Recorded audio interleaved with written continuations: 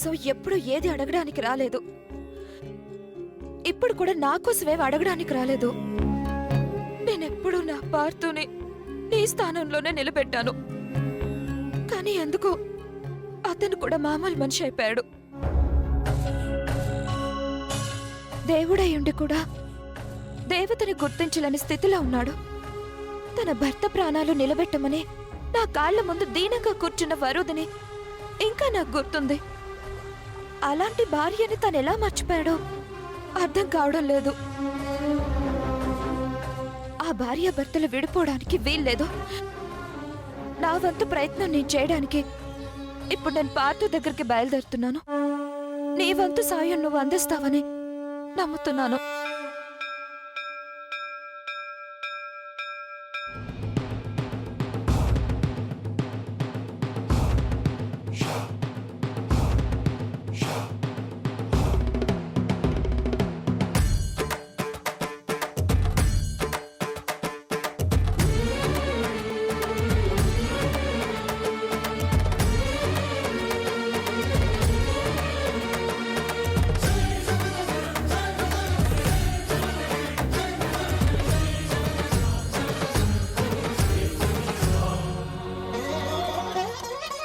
ఆకాశలింగమై ఆవహించరా,